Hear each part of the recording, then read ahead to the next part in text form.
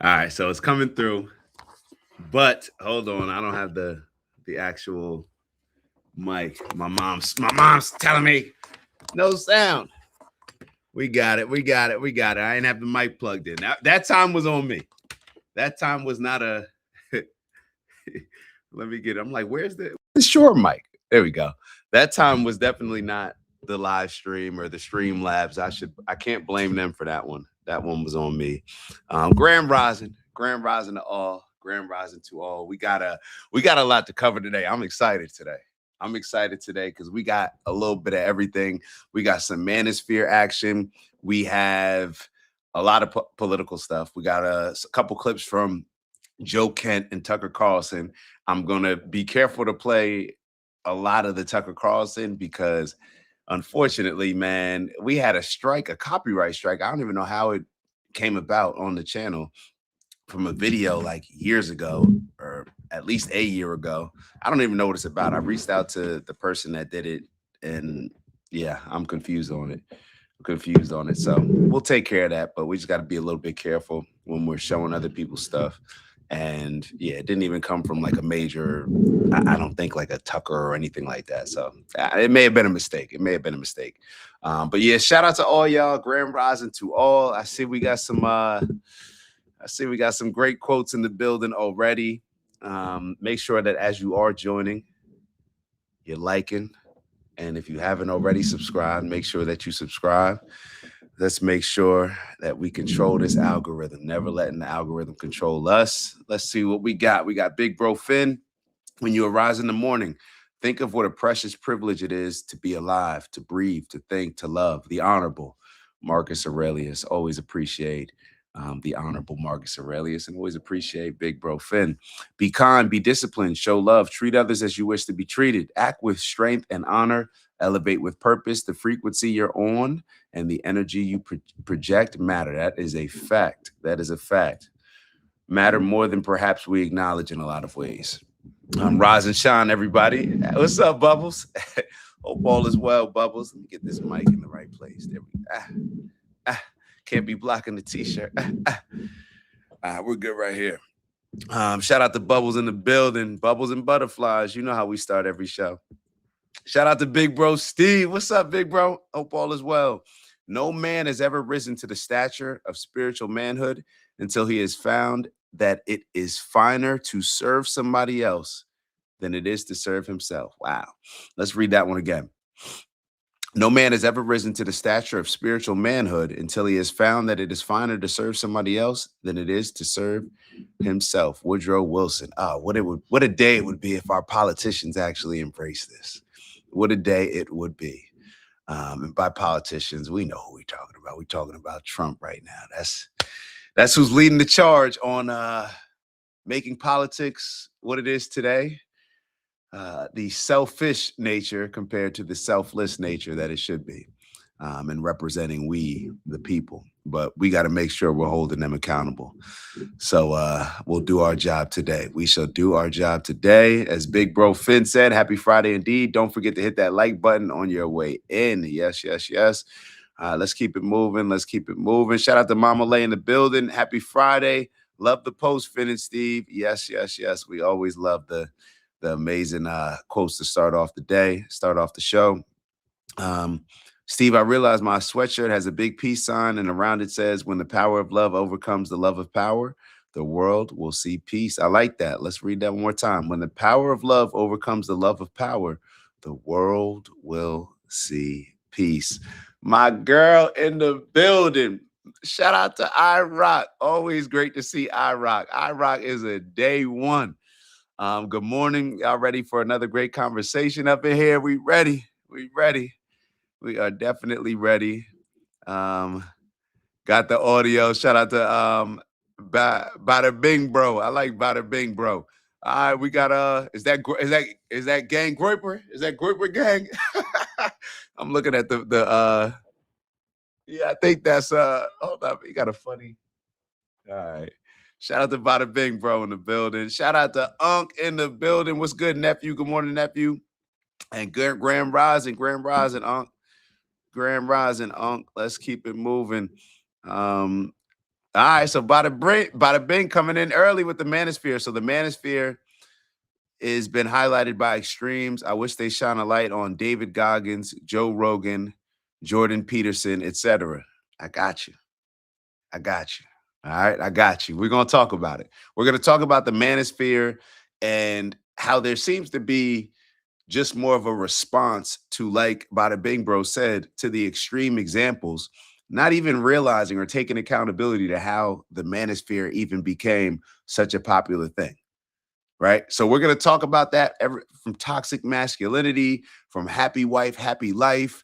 We're going to go over this interview that Piers Morgan had with HS, where Piers Morgan seems to sit on this, I hate to say it, this baby boomer throne, that he is holier than thou, that he's the righteous person, and that how he lives his life is the right way. And he's criticizing this young man, HS, who I believe is about 23 years old, for his views without even realizing, Piers, you're the one that drove him to have these views. So I got you, Bada Bing. I got you. We're going to have the conversation. We're going to have the conversation because there's growth to be had on both sides, which is usually the case.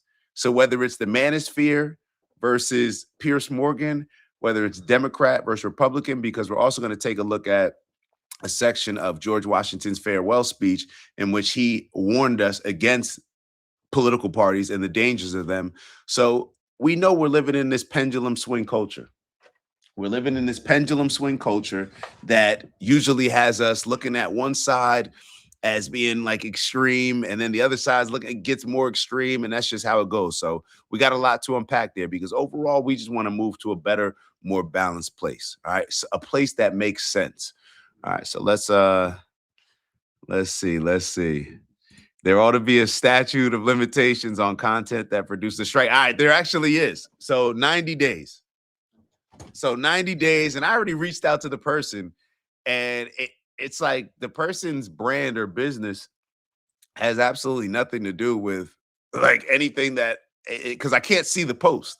And I believe maybe it was a song, maybe I don't even think it was a song based on the person whose website I looked at. Like yeah, it didn't seem like anything that has to do with the content that we typically cover. So I don't know, maybe it was a mistake, maybe not. It was bothering me. Sorry, I'm turning the heat up a little bit. It was bothering me the other day, but we figure it out. We figure it out. If anything, it got me going to be a little bit more on point, and it also got me going to create even another channel. So we got the OG Network, we got Black Guy in the Corner, and shout out to all y'all. Both pages are actually like officially like have reached that point where you can monetize. And really the biggest advantage, what we're actually taking advantage of now, is going to be having like more like the member only type of stuff. So we'll figure that out. We'll figure it out. We just adapt, right? We adapt, we figure it out, and we just keep pushing. So that's all. That's all. Let's see. A shout out to Krista in the building. What's up, Krista? Good morning, everyone. Hope all is well. Hope all is well. We got Phyllis in the building. Good morning, everyone. Good morning, Phyllis. Hope all is well. So Krista said, I'm only laughing because I saw Piers Morgan in Sync, and that's enough to laugh right there. But oh my goodness, I watched Piers with Sync the other day, and Sync was wilding. Yo, Sync. Yo, and that's another thing when it comes to Piers. Piers, do not jump up on TV or YouTube acting like you're this righteous person when literally you create WWE for serious conversations. That's what you do. You monetize having people getting their emotions, going back and forth about serious topics, and usually having people on there that influence a lot of people, and it's just chaos on your show, but you just benefit off the chaos. So for him to be calling out Manosphere, it was a little bit strange. But if you wait till the end of this, I don't know if y'all have seen the actual conversation between HS and Pierce, and maybe we'll start with that one. We'll start with that one. And Pierce had a rough one. I'm just gonna say Pierce had a rough one. Have you ever seen the old Bill O'Reilly video? You know which video I'm talking about, where Bill O'Reilly storms off and he says, F it, we'll do it live. Like he starts tripping off. I'm not saying he had that level of crash out, but it was pretty embarrassing. It was pretty embarrassing. So we have some great moments to look out for. Shout out to Bug in the building. What's up, Bug? What's up, Bug? Oh shoot. Oh wait, hold on. So I saw Big Bro Steve's comment. So you guys can only see the comments. You can't see everybody's comment unless you're on the specific YouTube page, because I'm showing it on both the OG network as well as Black Guy in the Corner. So what you're saying is that if you're only looking at it on Black Guy in the Corner, you can't see the comments on the OG network. And that's kind of why I like the OBS a little bit, but the OBS is just I know y'all didn't really like, that kind of platform as much, but at least it shows all of the it shows everybody comments. So I don't know. Why don't we do this? If everybody wants, we can just go live. Really if you're on the Black Guy in the Network page, maybe come to the OG network. I'm just assuming that more people are on the OG network one. So if you want your comments to be seen, if you want to see everybody's comments, just move over to the OG network. That way you can see everybody. So without further ado, well, do I want to get into this? Let's just get into the HS conversation. We'll get into the Manosphere conversation. So let me give you a little background. So hopefully I'm going to play a little bit of this trailer that Louis Theroux, that's who created the documentary, that he created or that he put on his YouTube. So I'm not going to play the whole thing because yeah. But I'm going to play a little bit of it. So just so you guys can get an understanding of exactly what it is. So this actually was taking place, or they actually filmed right in Miami for a lot of this stuff, because Myron, I don't know if y'all familiar with Myron from Fresh and Fit. He's in Miami. This other guy, Justin Waller, who I was not as familiar with, but I've heard of him. I've seen him like with Andrew Tate. He was one of the people I think that was with them in Miami Beach when they were playing the Heil Hitler song. When they got in trouble, like it was like Sneeko, the Tate brothers. I don't know actually if Justin Waller was there. Maybe he wasn't there. I don't know. I've seen him before. I know he has some sort of association with the Tate brothers. And Nick Fuentes was there, obviously the guy Clavicular. So they got in trouble playing. Y'all, we've talked about it before, I think. If not, it's not a big deal. But he did a documentary on the Manosphere, the Red Pill community. I'm not sure if y'all familiar with Red Pill, Matrix. So Red Pill is supposed to be the people that seek truth and see the world for exactly what it is. The blue pill are people that see the world however, I guess, society wants us to see the world, with the convenient way of seeing things, the convenient, naive way of seeing things. So let's take a look at this, and then we'll get into the actual video or the actual debate. People ask me why Miami, and I tell them because if it was 120 years ago, I'd be on a horse on the way to California to dig for gold. It's in me. I love it. It feels like, whether you call it the Red Pill community or the Manosphere, that it's seeking to maybe correct something, to redress a change.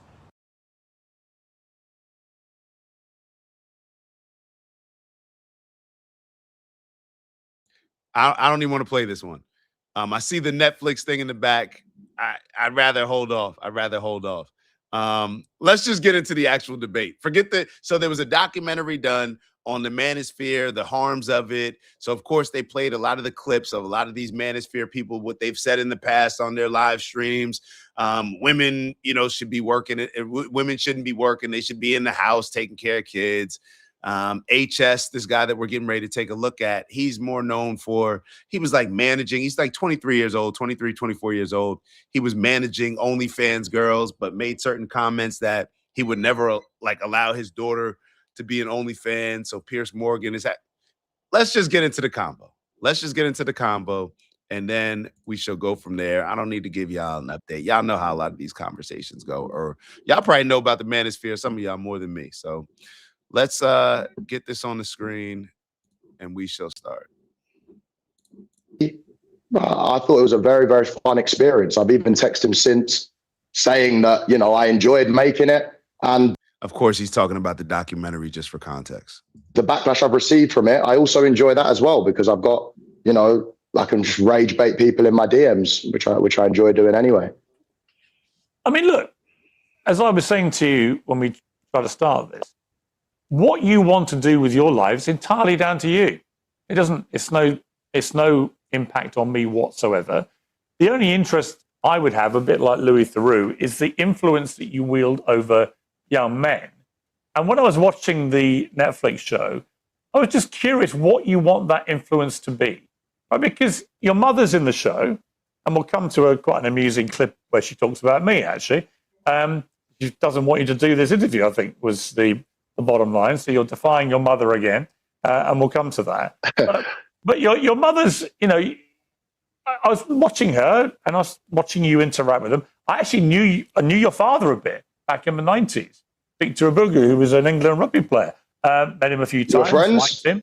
And we can come to that as well. You know, and I'm just curious how somebody whose mum is like that, whose dad was like he was when I knew him, how somebody ends up thinking that the key to life, that the joy of life, the satisfaction of life comes from rage baiting people in their DMs rather than something a little bit more, you know, I hesitate to use words where your fan base will go, oh, shut up, granddad, you don't get it. But is there not more to life to be achieved than rage baiting morons in their DMs?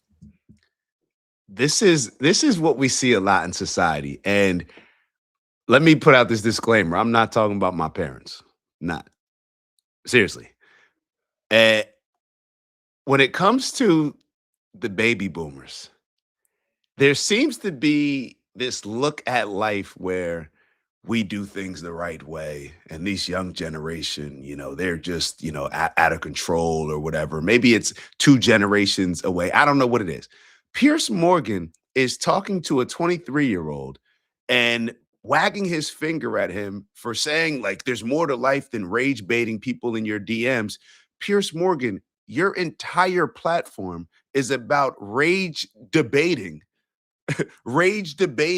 people, having people like Senk come on there cursing, going crazy. Like, that's what you're a drama queen. You have serious, you discuss serious topics, but bring people on to just verbally spar and to create these rage debating type sessions that will go viral. That is what you are known for. Pierce is in his 50s or 60s. I don't know how old Pierce is, but that's the way that he makes his money. Then he brings somebody on and wags his finger at him saying there's more to life than rage baiting people in their DMs. Bro, that is your entire existence right now. But there's no awareness when it comes to from Pierce's mindset. Let's keep going. Okay, I'm glad you called them morons, because that is the idiots that I've attracted from the mainstream coverage with the documentary. But there's a lot more to life. For me, the main thing in life is making money, being healthy, and enjoying that money with my family and having great experiences. The experiences that I have now, since I've come back from Mother's Day, whatever, with my mum, in the last, 5-6 years since I've been on social media, have been great. And they're the things that I'll be looking back on when I'm 60, 70 years old. The nice dinners, the nice weather, just the nice times that I've shared. So I don't think the beauty of life is rage baiting retards in my comments. But when I'm sat there and what do you actually want your younger male followers to end up being like? It's a genuine question. In the Netflix show, what I saw was a guy who says, look, on the one hand, if I had a daughter who did OnlyFans, I'd disown her. And yet you are directly involved in promoting a load of women who are on OnlyFans, right? You're a smart man, right? You wouldn't be in this position if you weren't a smart man. You can answer that question yourself. You know exactly why I'm promoting girls. I'm not even actively promoting any right now, but you know exactly why I'm doing it. You don't need to ask me that question. There you go. So why are you asking a question you already know? No. I'm not. It's a very, very easy answer. You're missing my point, Harrison. I'm not disputing that you are making money, or you're perfectly entitled to. I'm just curious why you would want to send a message to young men you're trying to be influential over, to the extent where you want them to part with money to be like you. And on the one hand, your message is OnlyFans is awful. These girls that do it are awful. but on the other hand, you're making money promoting them. It's hypocritical. Look, I think OnlyFans girls can do what they want, you know. I'm not bothered. It's the same way I think people can be gay if they want. I'm not bothered. When it comes into my family where I have control over the situation, that's where I'll dictate what happens. So it's a very valid point that I don't want my daughter to be on OnlyFans. I don't want my daughter to be in the red light district in Amsterdam. But if I went to Amsterdam and I was walking down and I saw a Colombian 9 out of 10, would I go in and visit? Well, depends how many drinks I'd had that night. But that doesn't mean I necessarily agree with it or would like that girl to be my daughter or would raise my daughter like that. A Colombian 9 out of 10 in the red light district. All right. He's wrong. It is a contradiction. It's an obvious contradiction. It's a contradiction that a lot of us at 23 make. It's a contradiction that a lot of us as we get older make. I can't stand hip hop music. I can't stand the culture, right? I shouldn't say I can't stand the music. I can't stand the culture that a lot of the hip hop culture music has created. But I listen to it. The drill music, I can't stand. I don't want to hear. I don't think that music is, good to be put out here talking about young black men killing other young black men because they live on the next street as them. I think that that's disgusting. But I find myself still listening to it if I'm being honest. So there's a lot of that. And this is a 23-year-old, for one. He's completely wrong. Completely wrong. If you're projecting a certain thing that you would not like spread throughout the world, you shouldn't be engaging in actively promoting it. Cool. What I would also say to Pierce is that, Pierce, what are the things that you're promoting? What are the things that you're actively promoting on your show? Do you think that that's leading people in a positive way, or do you think it's leading people in a negative way? But when it comes to this stuff, it seems to be the extremes on both ends. Yes, you should be able to call this type of behavior out. Yes, you should be able to be held accountable for and hold yourself to a higher regard to where you're not promoting something actively that you would not want your daughter to be part of. But a lot of us, we go to the strip club when we're younger. Would I ever allow my daughter to be in the strip club? Hell nah. So it's just, we have to do better when it comes to a lot of these contradictions. So I called certain stuff out with Pierce. I got to call certain stuff out with HS. So let's just keep it moving. Makes perfect sense. And if you had a son who turned out to be gay, you would disown him, you said. No, my actual life ambition, right, genuinely since young, is to grow up, make money, retire my mum, meet a nice girl from a good family, then have a gay child who fucks other guys. That's what I want. So I genuinely want that. I also want him to go out on the weekend and put makeup on and dance around in the gay strips. Listen, no, I want that. I can hear your fan base cheering you on. I know what you're doing. It's the double down, treble down. In fact, I saw some of your. Let me focus on that because clearly he was being sarcastic. This is what seems to happen with a lot of these conversations. Pierce Morgan is trying to make an appeal and trying to put him in some homophobic corner because he said that on the show that he would disown his kid if he was gay. All right. Obviously, that's very extreme. Obviously, your kid is whatever your kid is. You're going to love your kid. At least that would be my mindset, I believe, right? That's what it would be. All right. I started to knock on wood, but all right. That's just, no straight guy wants their kid to be gay. And this is the conversation that Pierce Morgan seems to be scared to have. And this is the problem with a lot of, and I'm going back to the baby boomer generation. A lot of the men allowed all this LGBTQ shit to get completely out of hand.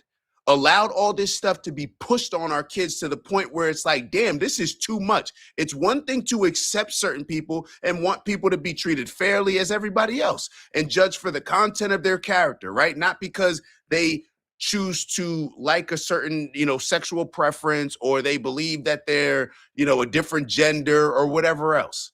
But it has gotten severely out of hand. I go on Zillow the other day. And it's like, I don't even know. It's just too much in every area. I'm just going to pull this up. I wasn't even going to show it. I got a listing. There's like different, I don't know about y'all, but I like going on Zillow and looking at the different listings. When I scroll to the bottom, every single, Let me show y'all. Every single home that I look at, it's a picture of like two gay guys. And I'm like, and if you pay attention in society, it's like, yo, why are they trying to like push this on people? It's too damn much. And I always separate the LGBTQ movement from the actual people. Just like Black Lives Matter doesn't represent every single Black person. The movement and the agenda are completely different than the people. But yes, y'all, baby boomer men have allowed this woke shit to get completely out of control. You allow drag queens reading books to kids in school. You got these books in the school libraries with little boys pleasing other little boys sexually. In California, you got the laws that we've talked about plenty of times where if a kid transitions their gender, the teachers are not obligated to tell the parents. It's gotten out of control. You got boys playing sports against girls. You're promoting this shit to kids. You got Dwayne Wade and Gabrielle Union. A kid is 10 years old and you're transitioning them to another gender, making it like they don't know. Y'all are promoting this stuff. So it's gotten severely out of hand. So then when you have a response to it, like HS, Pierce Morgan is sitting there like, how don't you think that that's homophobic? Bro, y'all allowed this shit to get too far out of hand. So now this is the response of a lot of the younger generation because they're the ones that have been targeted with a lot of this stuff. These kids are sponges and we're just pushing it on them. We have not done a good job protecting our kids from this influence. There's no way that, okay, back in the day, and people will say, well, people just didn't come out and people, there's no way that we can take a serious look at these things and say that these kids who maybe go through this phase, right? And it's even more harmful for guys. I remember being in high school, the girls' basketball team, it seemed like every single girl went through a gay phase. That's what it seemed like. Every single girl on the high school basketball team, it seemed like went through this gay phase. And then, a year or two later, maybe they go back to men. Now they may be married to a guy and whatever. And, nobody, all good. It's not the same with a guy. You don't go through a gay phase, bro. You're making certain decisions that are going to impact you for the rest of your life. There's no, I just dabbled in here. No. There's no, it's different. Things are different and we got to accept that. But a lot of young boys have been targeted with this stuff. Oh, you don't like sports? Oh, maybe you're a woman. You got parents over here embracing transitioning their kids from a socially, as well as even to the point having a sexual change. I remember we put a video up maybe about 2 years ago, and there was a video where somebody was calling like a Planned Parenthood. I don't even know if it was Planned Parenthood, one of these clinics that get you ready to have gender transition surgery. And you're supposed to go through therapy. You're supposed to go through all these things. And this person was just calling and they were recording the conversation. And there was like no questions asked where they were just getting ready to transition this person. They didn't go through any protocol. It's like, yo, it's gotten severely out of hand. When Joe Biden was running for election, when he won, he said that his number one priority was the LGBTQ community. Why? Why? You're the guy that was responsible for the crime bill, destroying more Black families than any other policy, perhaps, in the history of American politics, besides Lyndon B. Johnson with his social programs, you can argue. And your number one priority is the LGBTQ community. What are you talking about? Barack Obama started pushing a lot of this stuff when he was in office. It got to the point where Black people just now, like the number one, or we just took the baton, started running with it. And that was never even like a big thing in the Black culture, but it's just, and I'm not saying that it shouldn't be accepted. Of course it should be accepted. Like, bro, gay, whatever. But the way that y'all push it on kids that are very impressionable and that are sponges, it creates a very dangerous situation, in my opinion. Now you got the stories, because now we're getting ready to go through the phase where we're hearing all the stories of the people that transitioned and the horror stories that they actually have now and the mistakes that they made and they wish they never did it and how society encouraged this type of stuff. So the baby boomer men, y'all allowed all this woke nonsense, this craziness that probably has a lot of people from other countries looking at us like, hold up, what? Y'all got kids transitioning wait. You got boys playing sports. You got drag queens reading books to kids in school. It's too much. Even with George Floyd and Black Lives Matter, I remember when George Floyd died, it turned into Black Lives Matter to all Black trans lives matter. It's like, yo, they just completely dominate the conversation and pushed it in this direction where now it's getting course corrected. And what the problem with a lot of this stuff is when it gets course corrected, the pendulum swings in an extreme direction on the other side.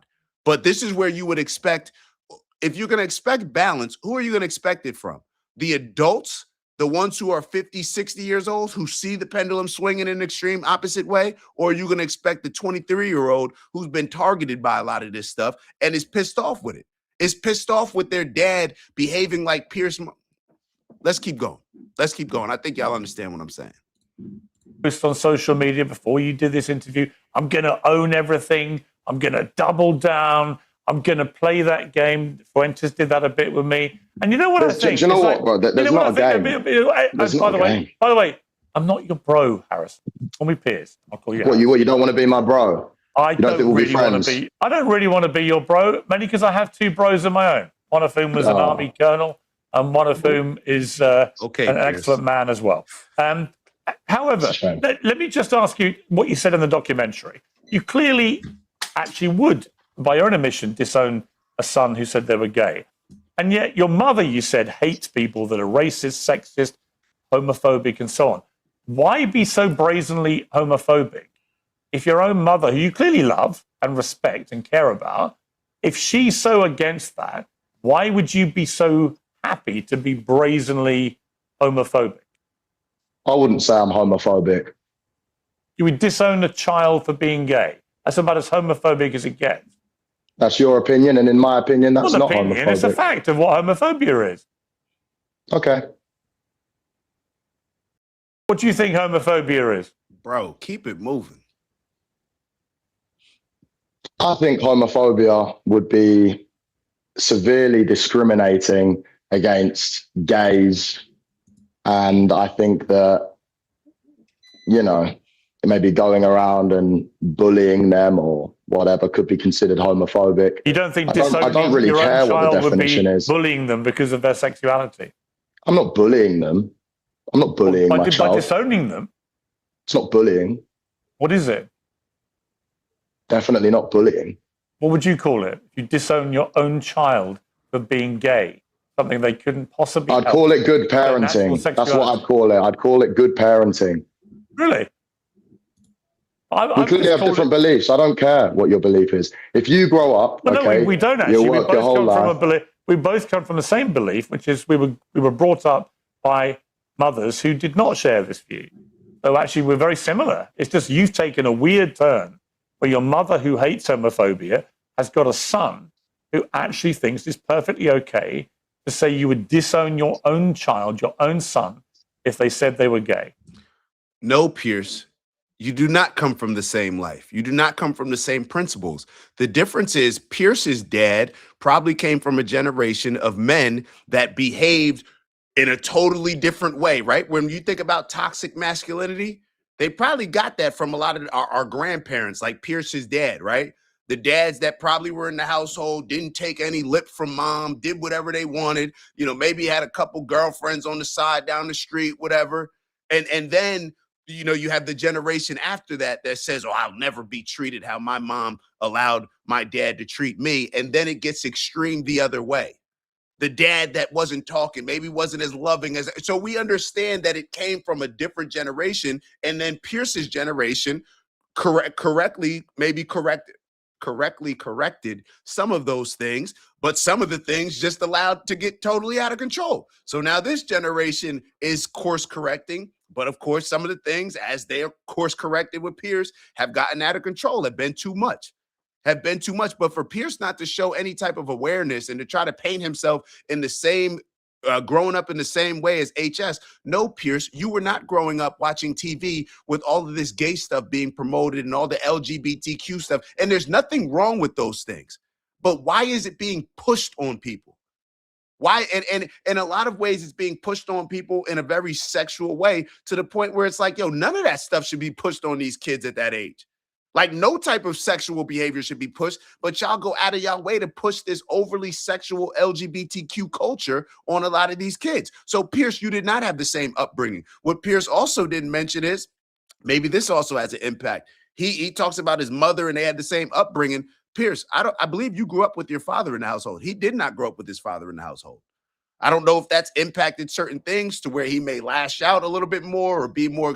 So it's just not the same. But Pierce is trying to make it the same because you're trying to get him in some gotcha moment. Yo, he doesn't want his kid to be gay. It is what it is. Let him raise his kids the way that he wants to raise his kids. You know, one thing that I never see being pointed out, I don't ever see people criticizing the parents, criticizing the Dwayne Wades and the Gabrielle Unions that are allowing their kids to transition before they can even truly go through puberty and understand life. And oh, your dad played basketball. You don't like basketball? You must be a girl. Like what? Like it's the mindset of a lot of this stuff. Perhaps that should be having some of the equal level of criticism as well. All right, so let's just keep moving. Would you be happy if you raised your son and your son came out gay? Would you be happy, Piers? Would you be happy, Piers, if you had one child, one son? Care less. You wouldn't care? No. Okay, then that's your beliefs. Me and you have totally different beliefs. No, but the only thing I know I'm that you're interested trying in to is why double you think down on your this belief- point. Yeah, but Harrison, why do you think your belief does not constitute homophobia? Piers, we can all have a push and a shove. You might not agree with some of my points. I don't agree with some things that you do and the That's way fine. that you act. That's fine. And I don't need to go into them. But if you want me to, and you want this to turn into something that it doesn't need to be, then we can all have a push and a shove. I'm genuinely. Just so y'all are aware, that right there that just happened, that's a warning. Chill out, bro. We've been talking for the last 5 minutes about you trying to paint me in this homophobic light. All right? Chill. Because there's certain things that I could be saying. You live your life how you want to live your life. You raise kids how you want to raise kids. You operate in your household how you want to operate in your household. But I'm warning you, chill out, bro, because it doesn't have to turn into what it can potentially turn into. So just let's just move on. That's what I heard. I don't know what y'all heard, but let's keep going. Really interested in how you felt this Netflix show went and the things that Louis Theroux had you saying on camera. I'm genuinely curious what you think about the way people have responded to them. Honestly, that's all I care about.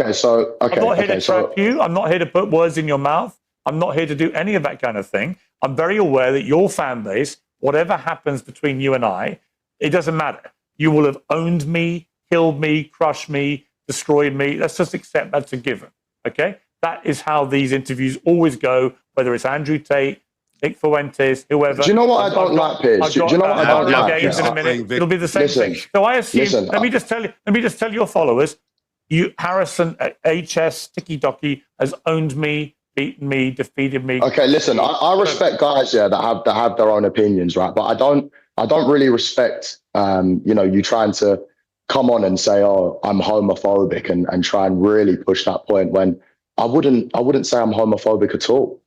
No, I understand that, but I'm curious why you don't think disowning a child for being gay is homophobic. What I do with my children is up to me. What I do with my children is up to me. Keep watching. I don't agree with you going to Epstein's Island and having freak-offs with Ghislaine Maxwell and the rest of them. But I don't need to bring it up because this is about misogyny and everything like this. Harrison, okay? I don't agree with that, sir. Just to be clear. Freak-offs on the island. Yes, nor do I. And as is Are you sure? Are you sure? Do you want to keep doing this? You'll make yourself look very stupid. Are you sure, Piers? That I've never been to Jeffrey Epstein's island. I'm 100% positive. I never met the man, never went to his island. I met Ghislaine Maxwell for 5 minutes at a book launch. If you've got any supplementary mentioned a lot of times. No problem. A lot of times in there, sir. I have no problem. You're not, I don't think, if I say this very respectfully, I don't think you're very well informed about things like that, or you wouldn't go there because it's. Why are you in the files? Why don't you check the 27 references to me in the files? Why are you in the files, sir? Very close to these types of people. Go and check. And all your followers, you can. The great thing about the Epstein files, you can put somebody's name in, and you can. You like to compare me to Tate and Myron and everyone else. So Harrison, because my name is close to them in the manosphere. But if I compare you to Epstein and Maxwell, you have a clear problem with it. No problem. Sir. You compare me to Myron and all the others in this You're just homophobic, distracting. misogynistic, Harrison, whatever world. you're just I'm comparing you to distracting. Epstein then, because you're in his files. Harrison, Exactly. Let's you're stop making this yourself look an and let's even go bigger back. idiot than you did on the Netflix show. Oh, really? Really? Yes. To people like And that was the first shot that probably took things over the edge. Stop trying to, you're making yourself look like even more of an idiot than you did on the Netflix show. This is where things take a slight turn. you, sir, I don't mind that. You make yourself look like an idiot every single day when your wife is at home posting pictures that you're out and she wants to get used like a toy by a big black man who is cleaning her car. Is that why you have a problem with me? Is that why you're pushing this homophobic narrative? Because I'm the big black man that shagged your wife while you are on holiday. And that is a fact. Anybody, I don't even need to pull up the videos or pull up the post. Piers Morgan his wife has embarrassed him. Made certain posts online. I'm looking for somebody like putting a picture of a guy in a bathing suit, cleaning her car, doing all types of weird stuff, disrespecting Piers Morgan. Piers Morgan has embraced this happy wife, happy life, where he's allowed his wife to severely disrespect and violate him. And then you wonder why the generation of HS is looking at it like, yo, look at this terrible, like Piers Morgan, he's allowing his wife to disrespect him in public. She knows he's a public figure, violating him, making certain suggestions that she has applications open for another man to come and please her sexually, all these type of things. This is what his wife has put online, but he's going to be the one that's giving advice to the next generation. Piers, how do you think that leads to molding the next generation of men? You think that that's okay for men to be going through that? But this is what I'm talking about. This is the weak male leadership that has created this society that a lot of us live in now, where you embrace toxic masculinity. Toxic masculinity is bad, right? All these different things. No, toxic masculinity is some shit y'all made up to push this feminist agenda, where then fast forward, now you got women so masculine, out of character. Now you're making the men appease and bow down to the women. Now they're feminine. So now women are complaining about them not having any men to choose from because all the men are feminine. This is what y'all created with this toxic masculinity BS. It was all an agenda. It was all a play. People like Piers Morgan get up on TV, try to give young kids advice. I would never want to have a relationship where my wife is violating me the way that your wife has violated you. And I told y'all before, he was trying to, he warned him early on, bro, relax. Stop trying to push this homophobic narrative on me. And now it came out, and we're going to see how Piers responds. Okay, we can all have a push and a shove, sir. Let's go back to talking about the documentary and less of the homophobia. Do you know what? Here's what I think about you. I watched the documentary. I think you're a fucking idiot. I think you're a sexist, misogynist, homophobic twerp who got exposed in a global way by Netflix, by Louis Theroux, for what you are. You're Piers, now you're in your feelings and you're getting out of character, or perhaps you're in character. You're mad that you're not mad at HS. You're mad that he called you out about your wife violating you. That's what you're upset about. You get on TV and you try to push this narrative, just like a lot of that generation, happy wife, happy life, right? You push a lot of that BS, and when you get called out on it, now it's a problem. Now you want to call names. Now you want to disrespect your guests, all these type of things. Let's go back. Let's go back a couple seconds. Documentary and less of the homophobia. Do you know what? Here's what I think about you. I watched the documentary. I think you're a fucking idiot. I think you're a sexist, misogynist, homophobic twerp who got exposed in a global way by Netflix, by Louis Theroux, for what you are. You're a little half-wit, and you'll make your little followers don't get rattled. have a little laugh and everything rattled. else. But I don't see any point wasting. There's no point me wasting my time talking to you. Is there? What's the point? Exactly. No. Do you know what? Let's chill it down then, because what I just said, there's 50 more things that we can have a stupid back and forth and try and one up each other. I don't just care talk about to me your silly normally. insults. Talk to me normally. Talk to me normally. I don't care about your silly insults. But what do you mean you don't care? What do you mean you don't care? What I said is facts. I have a picture of it. I can flip it around and show you right now. I couldn't care less about your silly little insults. It's like a 2-year-old. Why would I care? A 2-year-old. Listen, sir, I don't know why you come on and you talk like you're holier than thou. As soon as you're away, All right, let's who's end this? this. Applications are open. All right, let's just end That's your this, please. ting, bro. That's your Let's end girl. this. Let's end this. Don't try to expose other people and talk about you disown this and disown that. Oh, well, it's in public. It's out. Well, so is what your wife is doing. So is what your wife is doing. Looking for another pool boy. Making sexual references. And you could tell Pierce doesn't like it, but he just allows it.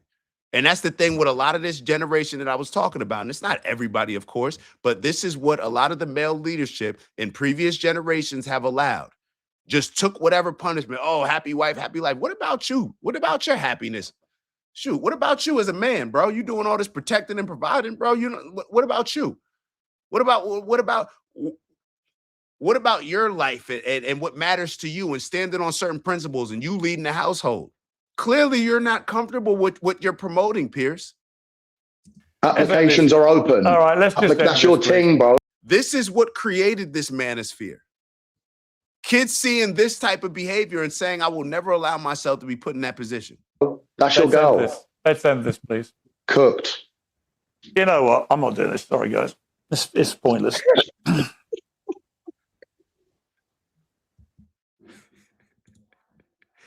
Yeah. All right. So I saw a couple of the comments. He didn't air that. I don't see what happens is Piers Morgan didn't air that. I couldn't find it on Pierce's channel. HS, he makes a lot of content. So I guess he was screen recording it in the Zoom or whatever, app they're on. So when he screen recorded it, HS put it out there. So Pierce never put this out. So I don't know.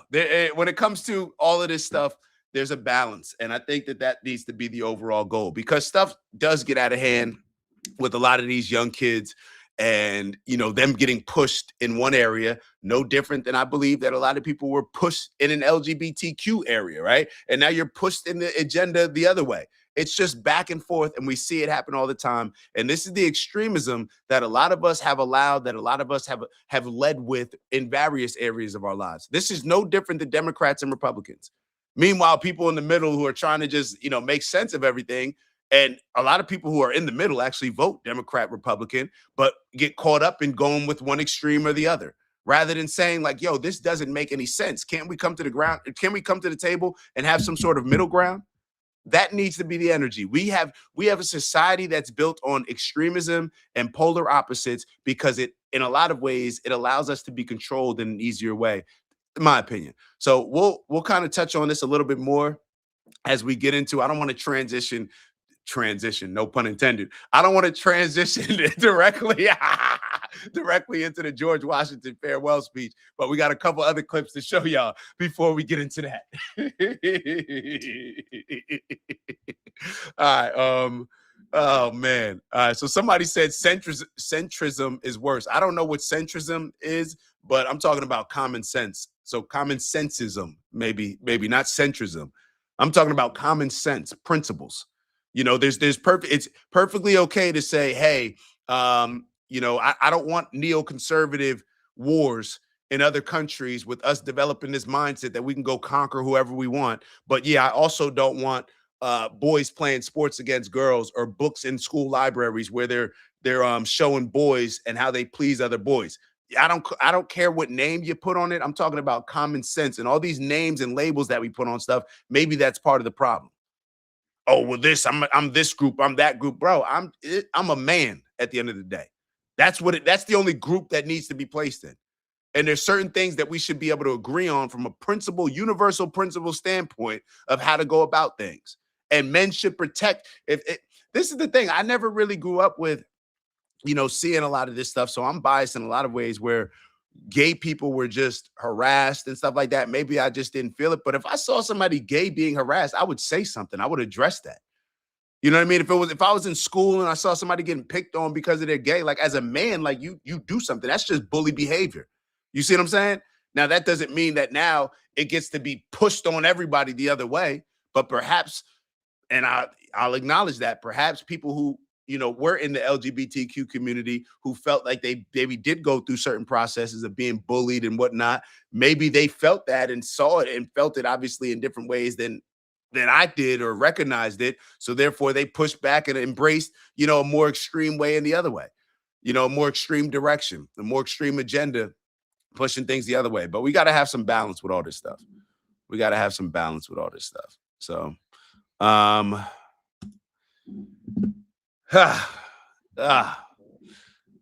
let's get into and a lot of people may not think that is maybe as serious of a conversation when it comes to the things that we typically discuss. I would argue that in a lot of ways that conversation is more important than a lot of the stuff that we discuss on a political scale, because that's family stuff. That's upbringing things. Those are upbringing things. Those are principles of manhood. So there and what I think actually happening with a lot of this manosphere stuff, because the problem is, even if you look at the documentary or if you look at Andrew Tate and a lot of people, Andrew Tate makes a lot of good points.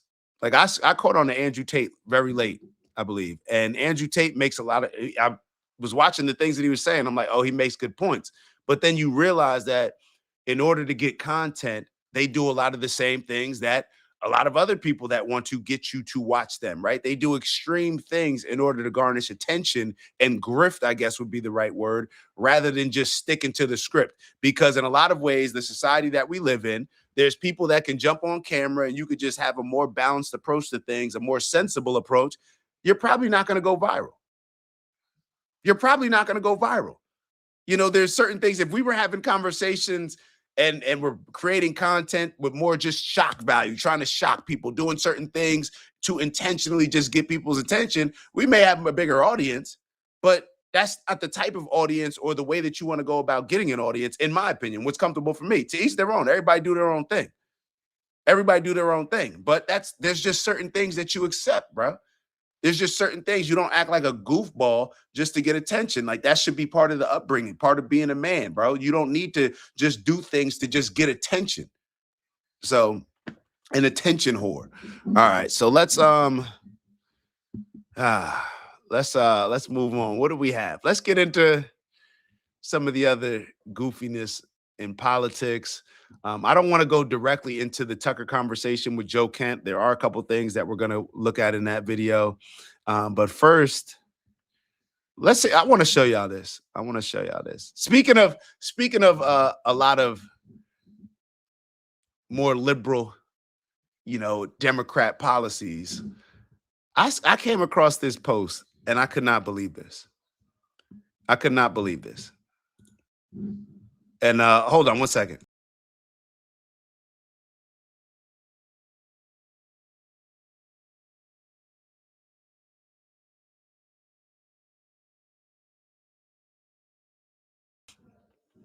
All right, so let's get into this next video real quick. All right, so we have, hold on, let me pull it up on the screen. Not video, actually. I could not believe this.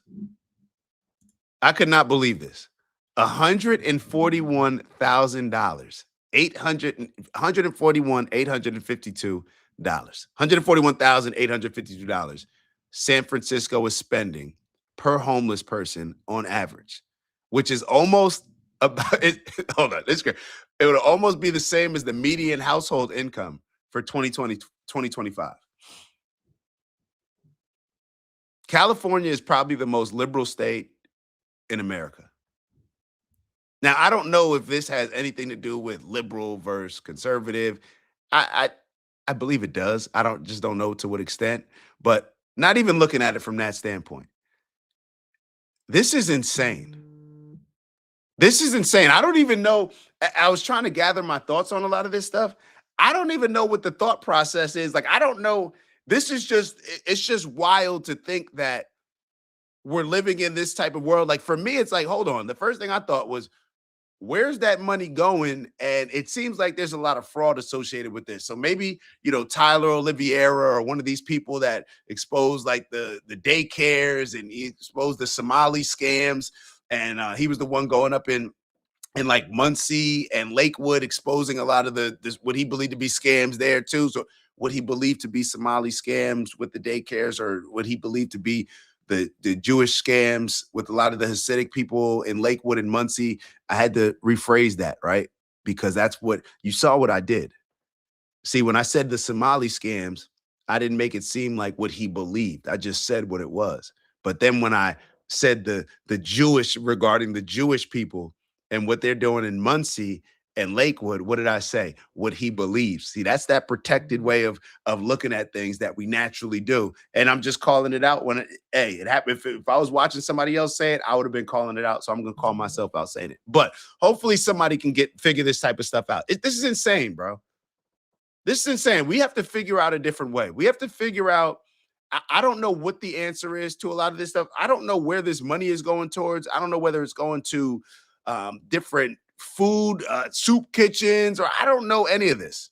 But 141,000, and I think in 2025, because I didn't even believe this. I think I asked Grok. I responded to it and I asked Grok. And Grok said, I don't even know where the response. Oh, I guess I could check in my notifications. Hold on. Let me see if I could check in my notifications. This is what Grok responded.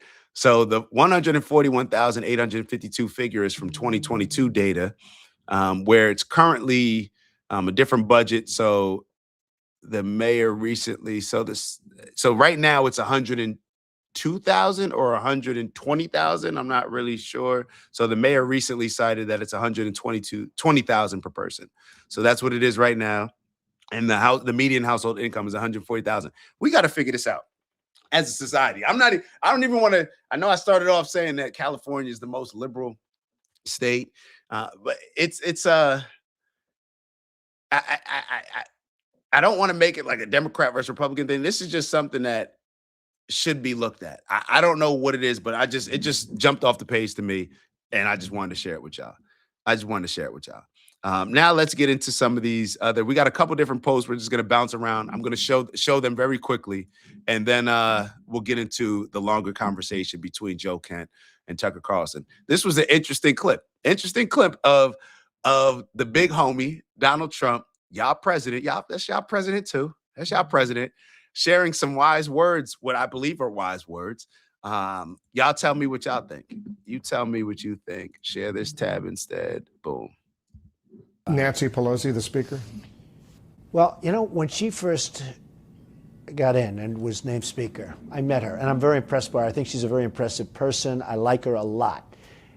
But I was surprised that she didn't do more in terms of Bush and going after Bush. It just seemed like she was going to really look to impeach Bush and get him out of office, which personally I think would have been a wonderful thing. Impeaching him? Absolutely, for the war. For the war. Because of the conduct of the Well, he war. lied. He got us into the war with lies.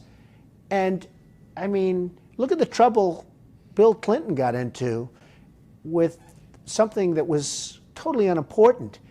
And they tried to impeach him, which was nonsense. And yet Bush got us into this horrible war with lies, by lying, by saying they had weapons of mass destruction, by saying all sorts of things that turned out not to be true.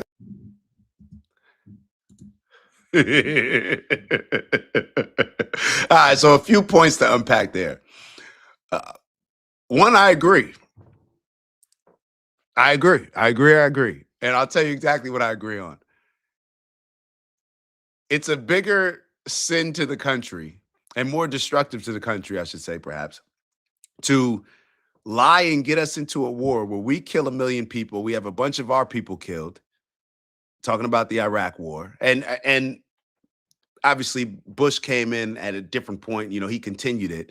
But overall, the Iraq war, I'm not sure exactly how many people were killed after, 9/11 compared to the dispute before that. But if you lie to get us into a war, I think that's worse than what Bill Clinton got caught up with. You know what I'm saying? Like, hey, that's how I see it. Maybe y'all see it in a different way. But the point that I wanted us to focus on is that Donald Trump was sitting here saying that it's a problem to use false pretenses in order to get us into war, in order to lead us to weapons of mass destruction. He thought that Bush should be impeached for this type of stuff. But then look at the decisions that are being made right now. Look at the decisions that are being made right now. And I have this clip. I'll show you right after. This is a funny clip. I don't even know if I have it saved. Hold on. Let me find this clip for y'all. This is a funny one where it's showing how a lot of Donald Trump's administration has responded and have been getting caught with a lot of contradicting statements. Take a look at this. Take a look at this. This is pretty funny, but it's not. We knew that there was going to be an Israeli action. We knew that that would precipitate an attack against American forces. And we knew that if we didn't preemptively go after them before they launched those attacks, we would suffer higher casualties. Yesterday, you told us that Israel was going to strike Iran and that's why we needed to get involved. Today, the president said that Iran was going to get Yeah, your statement is false. So that's not what I was asked very specifically. Yeah, can I rewind it, please? Hold on. Y'all weren't paying attention. Pay attention. You got to pay attention from the beginning. We knew that there was going to be an Israeli action. We knew that that would precipitate an attack against American forces. And we knew that if we didn't preemptively go after them before they launched those attacks, we would suffer higher casualties. Yesterday, you told us that Israel was going to strike Iran and that's why we needed to get involved. Today, the president said that Iran was going to get Yeah, your statement is false. So that's not what I was asked very specifically. Were you there yesterday? Yes, I asked Okay. the question. If anything, I might have forced Israel's hand. Operation Midnight Hammer was an overwhelmingly successful mission that did, in fact, obliterate Iran's nuclear facilities. They're probably a week away from having industrial-grade bomb-making material. On Iran, you called it an excursion. You said it would be over soon. Are you thinking this week it will be over? No, talking but soon. About days? I think so. Okay, and with respect Very soon. What I want your viewers to understand is this is only just the beginning. You've said the war is, quote, very complete, but your defense secretary says this is just the beginning. So which is it, and how long should Americans be prepared Well, I think for you could this war say to it last both. for? We are not at war. We have no intention of being at war. This is war. This is conflict. This is bringing your enemy to their knees. And we may have casualties. That often happens in war. One thing I can sleep quietly at night knowing is that we're giving every resource humanly possible to our troops on the front lines to ensure they're protected. 3 U.S. military service members have been killed in action, and sadly, there will likely be more. And we've won. Let me tell you, we've won. You know, you never like to say too early you won. We won. We won the bet. In the first hour, it was over. How do you see this ending, this war? I don't know, Sarah. I know this, that Wait, hold on. I gotta call that one out. Is this March 11th of this year, or is this March 11th? If this is March 11th, because it almost seems like he's talking about the election, but I don't know. But all the other stuff, this one just stood out to me a little bit as I was just watching it right now. I don't know if that's from like well, this says March 1st, and then this. And we've won. Let me tell you, we've won. You know, you never like to say too early you won. We won. We won the bet. In the first hour, it was over. How do you see this ending, this war? I don't know. Yeah, I guess the election wouldn't make sense. So I guess he is talking about the war. I assume.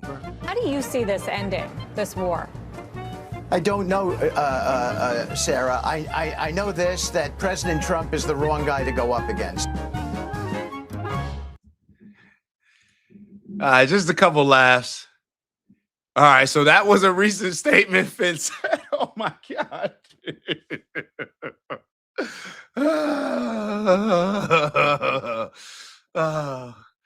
Oh man. Oh man. All right. Laugh at our pain, Finn. Go ahead and laugh at our pain, Finn.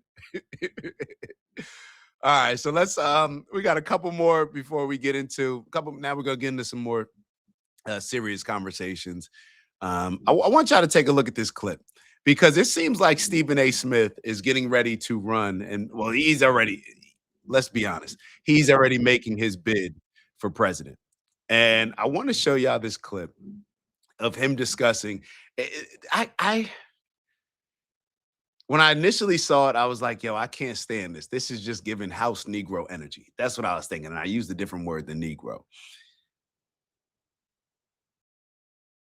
I just don't like there's people who play both sides, who try to appeal to both sides. And then there's people that just naturally find themselves, taking certain aspects of the conservative movement, whatever over there or anywhere else, libertarian, whatever, and taking maybe from the liberal, a little bit over here, more moderate Democrats. You pick and choose based on what makes sense, not based on trying to appeal to political parties and trying to get votes. Stephen A. Smith is a politician. Maybe he's used to it, behaving in a certain way to try to get ratings on ESPN. So he uses this same approach when it comes to politics. But I just, there's something weird about this type of energy. And I have to acknowledge that it starts off where I don't know what he's initially starting off saying, because this was just a clip. So I perhaps maybe should give some grace, and you guys will see what I'm talking about when I press play. But y'all let me know what y'all thoughts are. Not that part.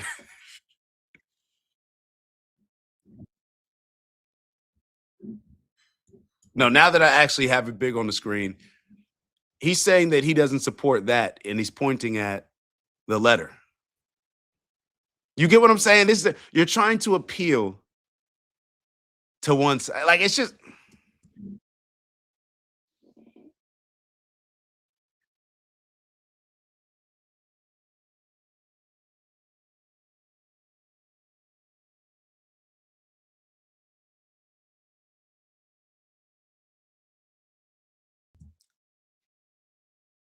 Well, if they did, why not say it? This is the. Oh, my fault. It wasn't on the screen? Oh, it wasn't on the screen that whole time? My fault. Hold on. Hold up. This whole time. Hold on. I'm responding to it. It's not even on the screen. All right. My bad. Y'all sitting there probably thinking I'm crazy. I thought it was on the screen responding to it. I think the president is fucking up. But I don't support that. I think the president is messing up, but he's saying that he doesn't support Joe Kent's letter. What do you mean you don't support? I think the president is fucking up. But I don't support that. And to the Jewish community out there, let me be very, very clear. I don't blame them if they're in an uproar over Joe Kent, because what you're doing is basically saying that Israel instigated this war. So you're upset at the director of the National Counterterrorism Center exposing what a lot of us already believed happened with the Iraq war, with Bibi Netanyahu coming here trying to push us, going over Obama and saying, yo, move out the way, I'm talking to your people. Pushing us to go to war with Iran. I mean, with Iraq. Yeah, very similar. And of course, a lot of Americans got on board with it, and you could say that it was for other reasons as well, but a lot of people believe that that was Israel's war. We were doing it for Israel. A lot of people believe that, and Bibi Netanyahu coming over here, he was the number one person, and based on what I saw, and going back what I see, pushing this whole weapons of mass destruction, when they had no weapons of mass destruction. So Stephen A. Smith is upset at him saying it, or does he just not believe that it's true?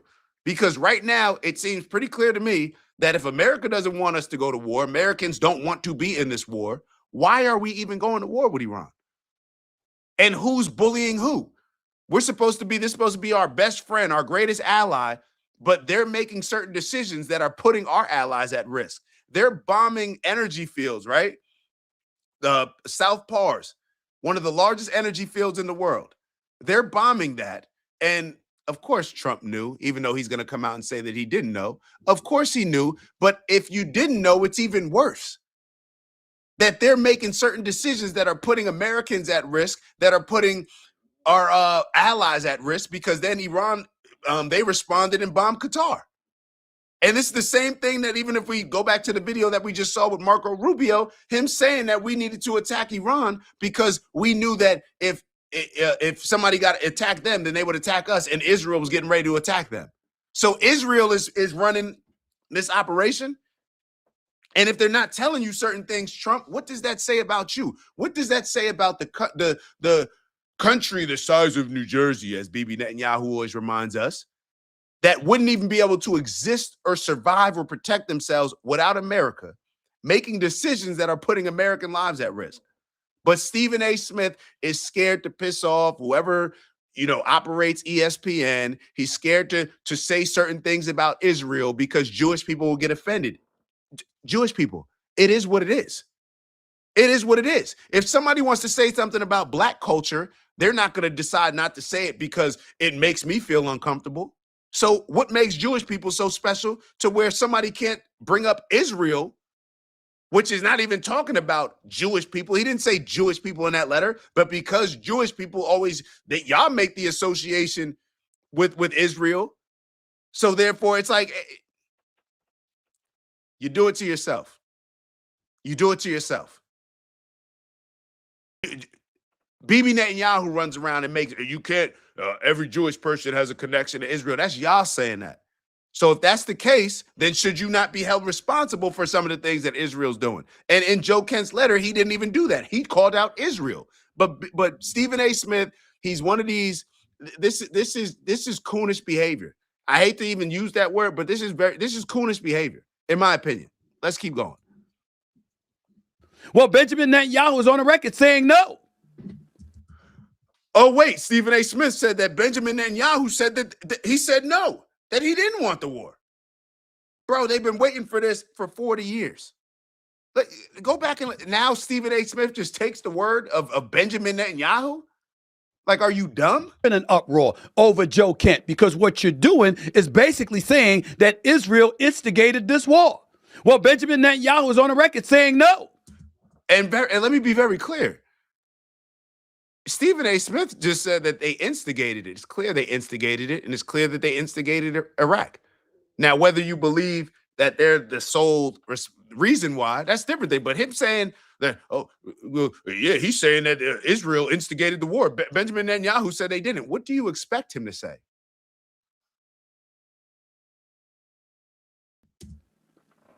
Other Israelis and other members of the Jewish community are saying no. Other Israelis and other members of the Jewish community, bro? Like, what? Like, you could tell his boss. Somebody find out who's his boss. Who runs ESPN?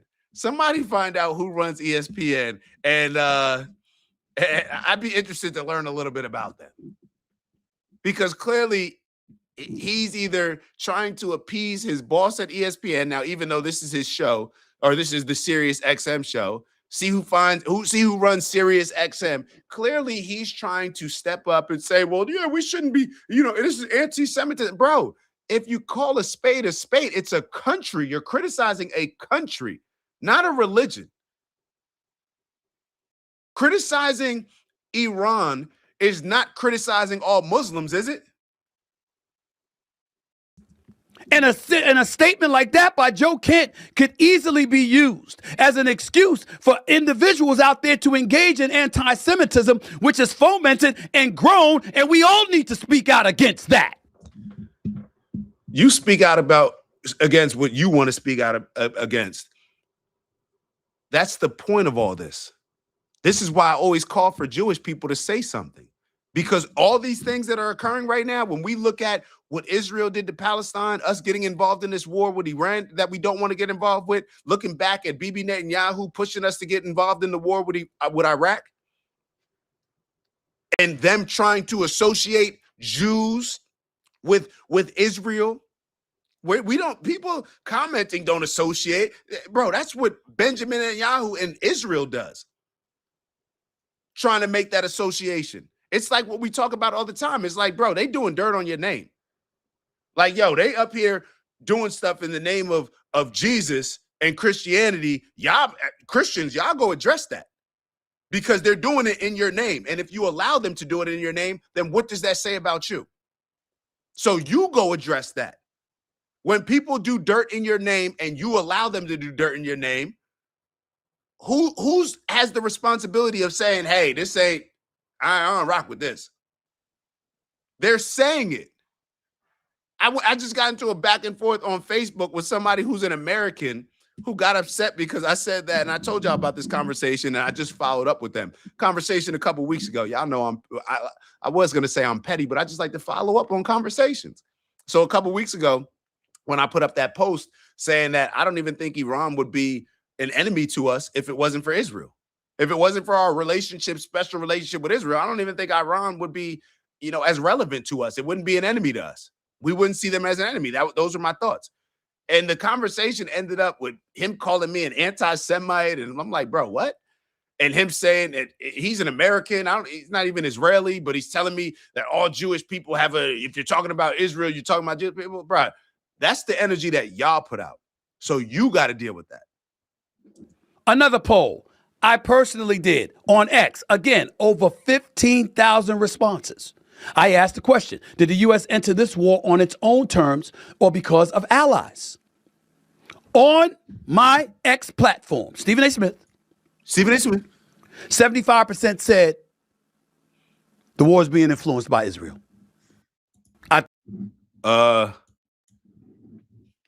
Okay.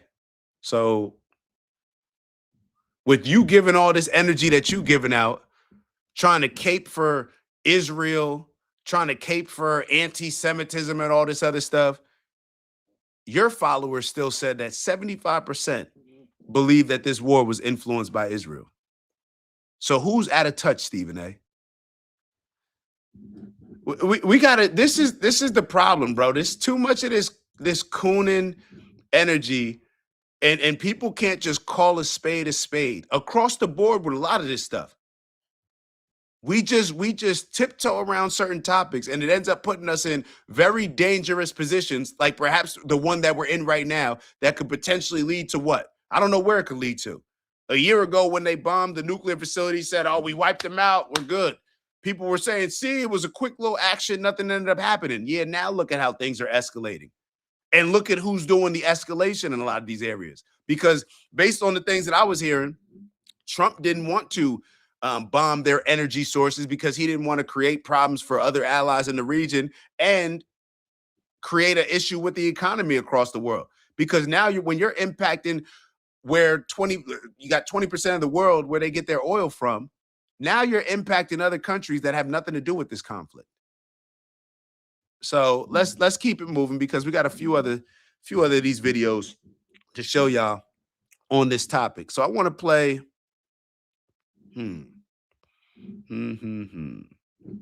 Let's stick to this same thing.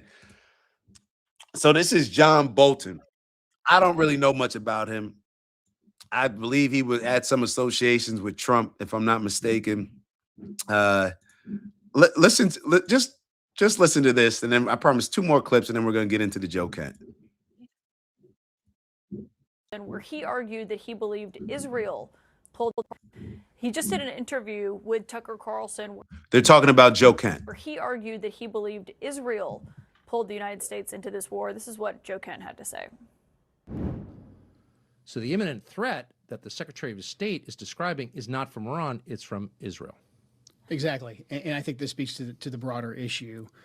Who is in charge of our policy in the Middle East? Who is in charge of when we decide to go to war or not? In this case, with what the Secretary described, and later on the President, later on the Speaker of the House, and the way the events played out, the Israelis drove the decision to take this action, which we knew would set off a series of events, meaning the Iranians would retaliate.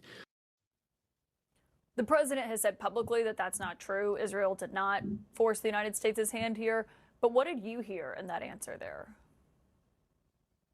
Well, I heard anti-Semitism. I mean, this is a trope that repeats itself throughout history. The Jews are in back of everything and maneuvered poor, innocent Donald Trump into doing this. No, not everything. Not to me. But this, like when it's clear, yeah. Everything. Oh, they're behind everything. Now we've embraced the victim role. Look, this conversation took place with Bibi Netanyahu in the first term. I certainly recommended it. It didn't persuade Trump then. He wasn't conned into this. He came to it of his own volition because he thought it would benefit him. I guess you could say he wasn't conned into it. He took a bag of money for it. It was an exchange.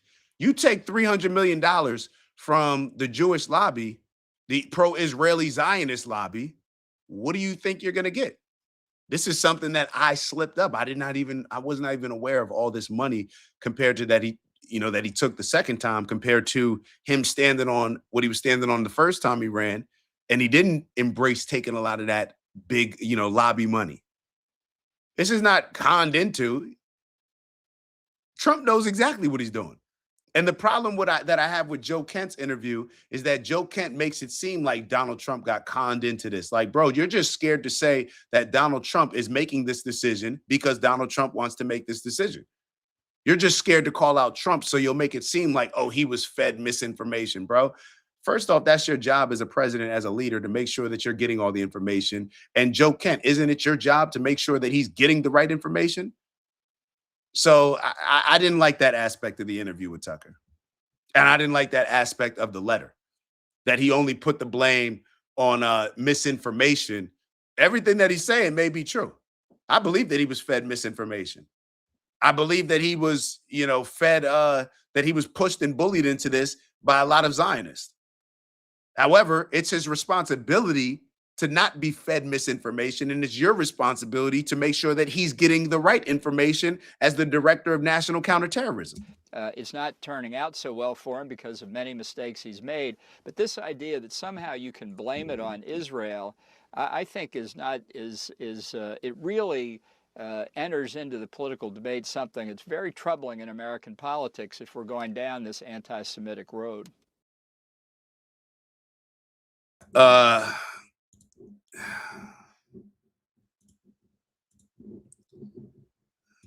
That Congress is. This is not anything new. You've also said that Congress is a Israeli-occupied territory. Now, what do you mean by that? I said on the McLaughlin Group in response to a question, Jim, they said, do you think that the Congress of the United States will resist this demand for further aid? I said, through out a crack I'd heard.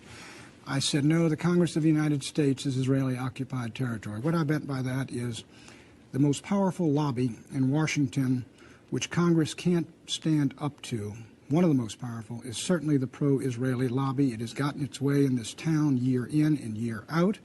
And I don't think the automatic votes of the Congress of the United States for $3 and $4 billion worth of aid to Israel are necessarily in the national interest of the United States. And that comment, which is to ridicule the subservience of the Congress of the United States, is perfectly valid. Do you believe there are members of the Congress of the United States who are voting the interest of Israel over the interest of the United States? No, I think they're voting the interest of a powerful lobby, which they can't stand up to in many cases, one of many. They cave into lobbies all over this city.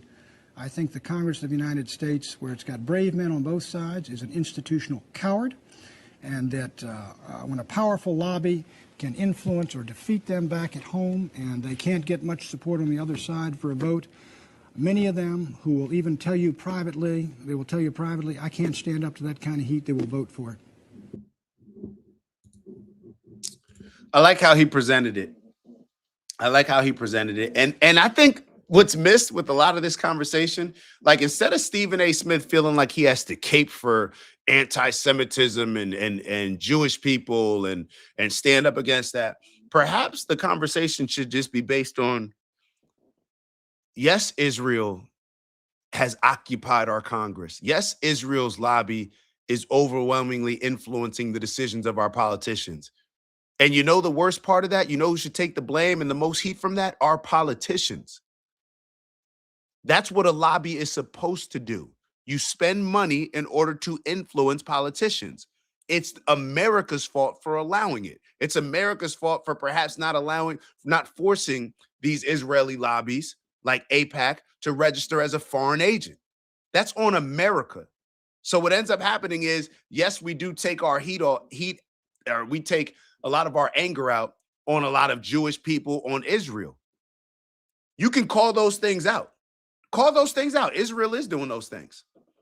Bibi Netanyahu is bullying Trump. The Israeli lobbies are overwhelmingly influencing our politicians to prioritize the interest of Israel and Zionism rather than America. But the problem is Americans allowing it. They're doing what's best for their country. Or even though they're Americans, they still feel that they want to, obviously, if you're Jewish living in America, based on the things that Bibi Netanyahu says, I can understand why you would have a stronger connection to Israel, just like a lot of people who, Nigerian Americans may come to America and have a stronger connection to Nigeria. But Nigerians don't have a lobby that is pushing in the same way and having the influence that AIPAC does for the interest of another country. So that's what's being called out. And a lot of that is on our politicians, and it's on our American government overall. So that's how I look at it. Maybe I'm off, maybe I'm wrong, but that's how I look at it. Let's get into, before we got to get up out of here, let's look into this interview with Tucker and Joe Kent. I believe I have it saved, the timestamp. Okay, so we're going to look at two separate clips. I believe the first clip is, well, we'll see what the first clip is, where they're going to address certain things that Joe Kent said in his letter. I want to look into a couple of these things. All right, so once again, Joe Kent resigned as, Trump's counterterrorism national director of the center, and wrote the letter that I'm sure y'all all heard about. I don't need to give you too much context, so let's just get into the video. Support the ongoing war in Iran. Iran posed no imminent threat to our nation. So this is the clip that we just saw with Bolton. Now we're going to look at the extended version. Iran posed no imminent threat to our nation. How did you reach that conclusion? I think this is key. I mean, this would be more challenging to explain had the Secretary of State, the President, and the Speaker of the House not come out and said that we conducted this attack at this time because the Israelis were about to do so. So that takes away the argument that there was an imminent threat, as in Iran was planning to attack us immediately. That just simply did not exist. May I ask you to pause? Sure. And so I've heard people say that, and this just happened, but history has a way of getting rewritten in real time. And then you look back 10 or 15, 20, 25 years later, and no one seems to understand the things that you saw because they've been eliminated. Yeah. So I think it's important to stop and say, here's what we actually know. So I'd like now, if we could, just to play one of the statements that you alluded to, and that's from Marco Rubio, the Secretary of State. And this was shortly after this war commenced. And he was explaining as is his habit, in a thoughtful, precise way, why. Here's Secretary of State Marco Rubio. And so the president made the very wise decision. We knew that there was going to be an Israeli action. We knew that that would precipitate an attack against American forces. And we knew that if we didn't preemptively go after them before they launched those attacks, we would suffer higher casualties and perhaps even higher those killed. And then we would all be here answering questions about why we knew that and didn't act. Okay, so that is his almost contemporaneous explanation, and it's not offhand. He reasons it out. He explains there's a logic chain there, and he says, we knew not that Iran was going to attack. He did not say that. Right. He said we knew that Israel was going to attack Iran, and in retaliation for those attacks by Israel against Iran, Iran might attack American forces. So the imminent threat that the Secretary of State is describing is not from Iran, it's from Israel. I want to stop there very, very quickly. And actually move over. I want y'all to take a look at what's on the screen. So I had to look up the definition of imminent because I said, maybe I don't know what imminent means. And it's one of those terms that's used often to justify us going and killing other countries or killing other people in other countries, right? And supporting Israel as they do whatever they do in that region. So imminent means about to happen. I don't think that any logical person looking at the situation, let me scroll up a little bit so y'all could, there we go. I don't think that any logical person looking at the situation with Iran thought that Iran was getting ready to threaten America. This is the same Iran that last year when we bombed their nuclear facility, they responded with the exact coordinated attack. Like it was something like however many bombs we dropped on their nuclear facility, that's what they did in response. And they did it on a base that didn't even have American soldiers on. They called up Trump and said, hey, we're getting ready to strike you guys with some missiles, but we're going to strike, your base that there's no Americans. And we're going to tell you exactly, which one it is, just in case there are some lingering around that they can get up out of there. That's the group that we're saying was an imminent threat. And I think Joe Kent hopefully will get to it. If not, somebody remind me about fatwa, this term fatwa, because I do want to elaborate on this term fatwa, because I did not even know that and Joe Kent's going to bring out a lot of this stuff in the conversation. I believe we may not get to the exact part because it's a 2-hour conversation, but I do want to just give some context. I don't know if y'all were aware, but apparently in Muslim culture, the Ayatollah, and Joe Kent's going to say this, he was actually against them developing nuclear weapons because in the Muslim culture, it's haram, which is, we'll go through that, which is, it's something that they deem as pretty much ungodly, demonic, because these weapons can cause such damage and to so many people that in their culture, they do not like that. That's not what they're, just telling y'all what Joe Kent's saying. I had to look it up. I didn't even know what fatwa was. So we'll get into it a little bit more. But matter of fact, as I have it, you know what? Let me just explain it as I'm talking about it. Hold on. Let me real quickly. So Iran's fatwa on nuclear weapons. So a fatwa is a religious ruling in Islamic law. So Iran's supreme leader, Ali Khamenei, has repeatedly stated that since Stephen A. Smith is going on all the words that Bibi Netanyahu says, and since, of course, Bibi Netanyahu, because is he Middle Eastern today, or is he Polish? I don't know, but you guys know that we trust more, fair skin than, or anybody, I guess I should say, as Americans, than the brown people over there if they're Muslim. So we'll trust what Bibi Netanyahu says, but this is what Khamenei has repeatedly stated, that nuclear weapons are forbidden under Islam. And what the fatwa says in principle is that nuclear weapons are considered haram, which is forbidden because they kill civilians indiscriminately and are viewed as immoral weapons of mass destruction. And what a lot of people have been making the point is that, just like what Trump said, just like what Pete Hegseth, I believe, has said, these Iranians are very, very smart, intelligent people. Trump has said this. This is high-level chess that we're playing. So clearly, if they wanted to, they could have developed this nuclear bomb. If they wanted to. If they wanted to, they could have leveraged perhaps some of their oil with one of their partners in the Middle East and got some nuclear weapons. It seems to me, from my standpoint, that they did not want a nuclear weapon, and that the only reason why perhaps some of them wanted it is the same reason why a lot of us would want them. Why? Because if somebody in that region has them, even though they have this ambiguity when it comes to their nuclear weapons, and I'm talking about Israel because they've never had to say that they have them, which is, I believe, one of the reasons why they haven't joined NATO, because you have to expose, the fact that you have nuclear weapons. So if somebody else in the region who has clearly tried to get America to attack us for a very long time, right? If I'm looking at it from an Iranian standpoint, we just saw what they did with Palestine. Clearly, you would at least want to develop something to perhaps deter. This is another thing that I want to talk about. When we look at imminent threats, what do we work out for as men? What do you work out for? What do we do? Why do we go to karate when we're young kids? Why do we start boxing? Why do we do mixed martial arts? Why do we work out in the gym to become stronger? We are training ourselves to be capable of more violence, so therefore we can defend ourselves in case of an emergency situation, right? And in a lot of situations, what ends up happening is what?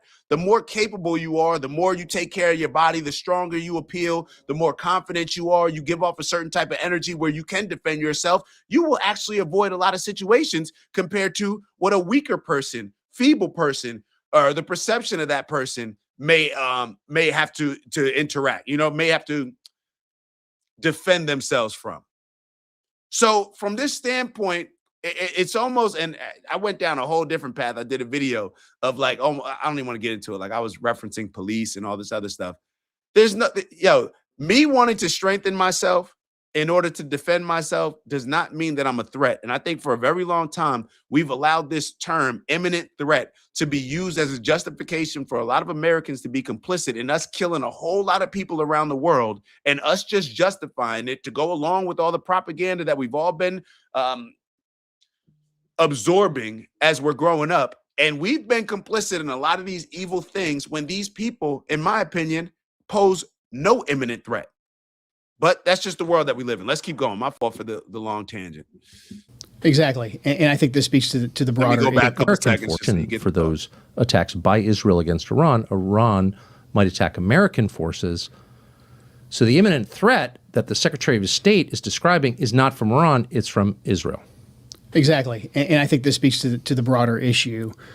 Who is in charge of our policy in the Middle East? Who is in charge of when we decide to go to war or not? In this case, with what the Secretary described, and later on the President, later on the Speaker of the House, and the way the events played out, the Israelis drove the decision to take this action, which we knew would set off a series of events, meaning the Iranians would retaliate.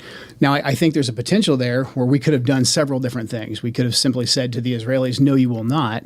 And if you do, then we will take something away from you. I think that it's fine that we offer defense to Israel. But when we're providing the means for their defense, we get to dictate the terms when they go on the offensive. Otherwise, this for their defense, we get to dictate the terms of when they go on the offensive. Otherwise, they stand to lose that relationship. And the Israeli common sense. If you need me to protect you, then I dictate how that protection goes about. You need me to protect you. We're involved in this conflict because you need us. So you don't dictate the terms that put my people at risk and put my allies at risk. But this just seems to be something that's acceptable with a lot of us. We just accept this. Donald Trump is weak for this. He's weak, and it seems he's compromised.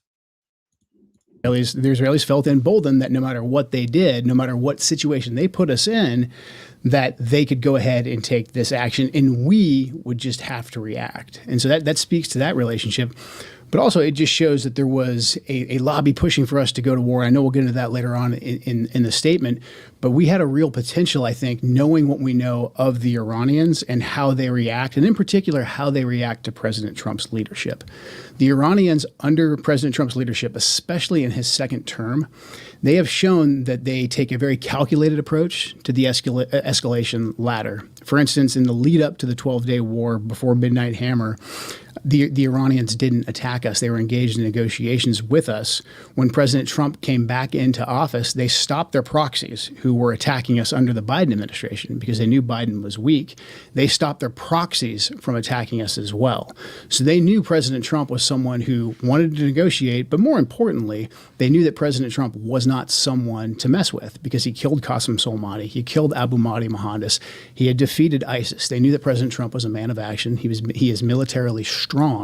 And so they said, before we take an action, we need to make sure that it's calculated. So I think in this scenario, even if the Israelis told us we're going to strike on this date at this time, and we didn't, try to negotiate with the Israelis and say, hey, we'll take something away from them, I think we still could have back-channeled to the Iranians and said, hey, if something happens here in the next couple of days, it's not us. We're still serious about negotiations, and we don't want to escalate this because it's well known what the Iranians' plans were. We knew that they were going to hit potentially our bases in the region, potentially our allies. We knew about the Straits of Hormuz. All of these things, I think, were fairly well known. And the Houthis. Hold on. And do we forget what happened in Qatar when Israel decided to strike? Like, while we were having negotiations in Qatar, they killed Hamas leadership. Like, do we just forget these things? Like, here we have an ally. Qatar is our ally. We depend on them for handling and housing a lot of the negotiations, right? As our ally. And Israel decided to act on their own or bully America. It's either one or the other. Either they told Trump was getting ready to happen and Trump just, okay, like, please don't, but okay.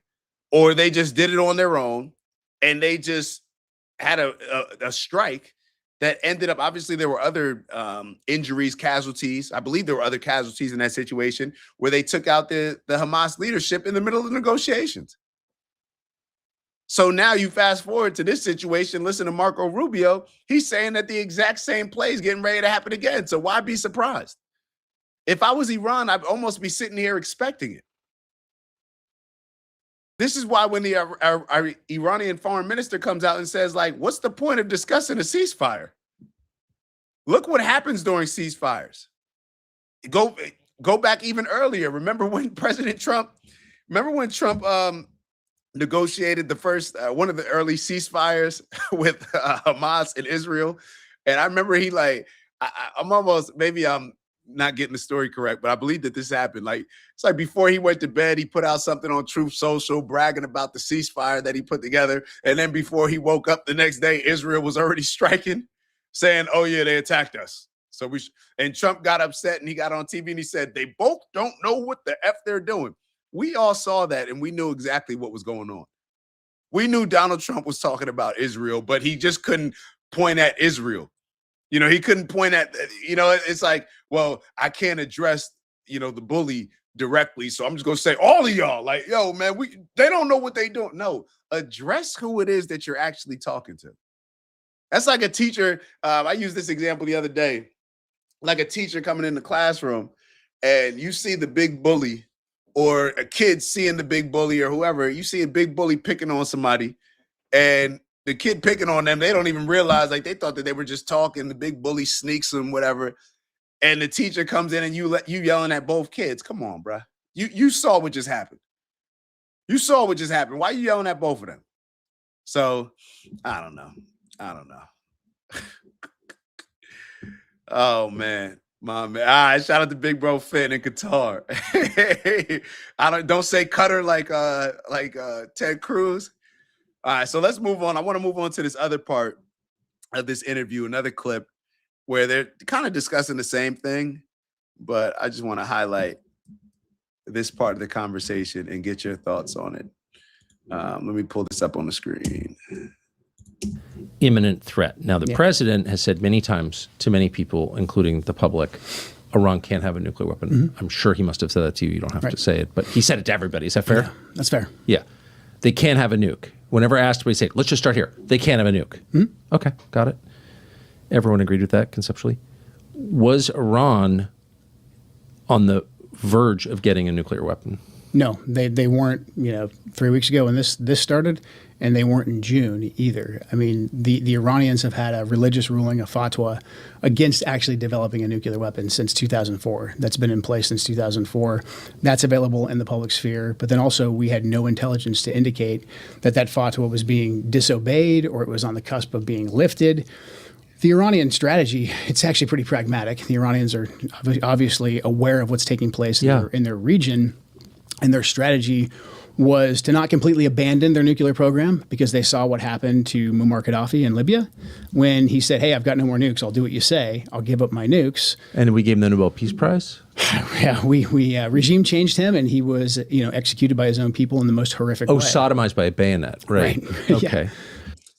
The Iranian response is pretty pragmatic. What have we been saying when we've been listening to the interviews that the foreign minister of Iran has done? It's like, it seems pretty sensible, pretty logical, pretty practical. And now you have the director of the National Counterterrorism Center, the former director, saying that Iran's response is pretty pragmatic, that they had this religious fatwa in place since 2004, where these big, these people that scream death to America, that think of us as the big Satan, the most barbaric, as Bibi Netanyahu puts these barbarians. Who's really the barbarians here? These people they don't think that nuclear weapons are appropriate. They don't want these weapons. Who are the barbarians in this situation? The people that are calling Palestinians Amalekites and calling for genocide as you're actively committing a genocide and justifying it by referencing genocidal stories in the Bible? Or is it the people that are just saying like, we're on the defensive, like we're trying to negotiate. We were cool. We lessened the uranium enrichment even beyond what Barack Obama negotiated. Like, what's the problem? It's against their religion. Who are the barbarians? And if you answer Israel, then you have to, in a lot of ways, say America. If I ask that question and the first group that comes to mind is Israel, well, what does that say about America?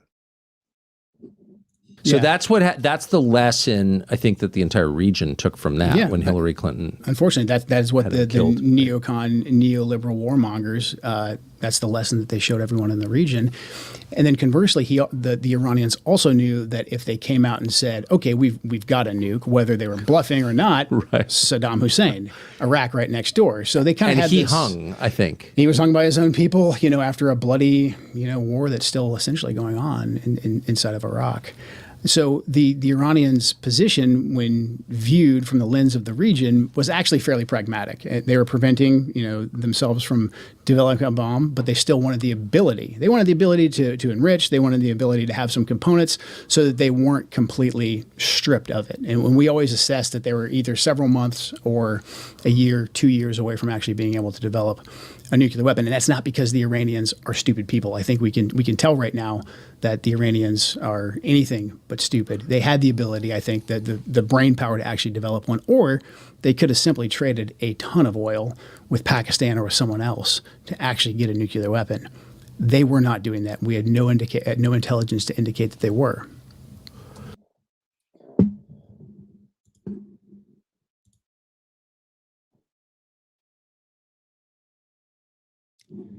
So Krista, I don't have a response to that. Joe Kent said it. Krista said, I wish Trump would have at least apologized for such a tragedy. You know what I wish? And you know the most intelligent thing that I think that Donald Trump could do? The most intelligent, the most courageous, the most honorable, the most righteous, and the most selfish in a lot of ways for his political career. You know what I think he should do?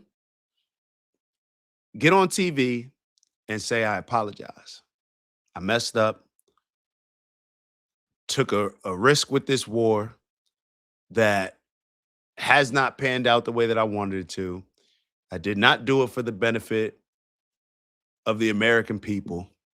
He probably won't say that part. Even if he doesn't say that part, he could figure out a way to say, you know what, I made a mistake. He could even finesse it a little bit and say, you know what, I thought that this would end up being something that is positive for America, right? Couch it like that. I messed up and we're pulling all of our troops out. We're going to cut our losses. I campaigned on not getting us in a forever war. And right now we're in a position where even though I don't like where it's gotten us thus far, where we've had Americans killed for the wrong reasons, may not say that part either, but we've had Americans killed, period. We need to back out of this situation before we get to a point where more lives are lost and we're causing more destruction to a country that is not an imminent threat at this point to us in order to harm Americans. And leave it at that. And pull everything out of that region, pull all of our troops out. Doesn't matter what Bibi Netanyahu and Israel say. They're going to have to pull out of that region as well, because from the sounds of it, it seems like Bibi Netanyahu told Barack or told Biden, yeah, we're going to strike. And it sounds like Barack and Biden just said like, yo, you strike, you on your own. And they decided not to strike. So if there's an advisor out here, consultant that Donald Trump is listening to, I would advise him on that, because you know what it would do? As much as people hate him, it would actually make people look at him in a favorable way than anything other than him messing up and apologizing and showing some humility. It would have people look at him in a favorable way that nothing else that he could do could amount to. Apologize.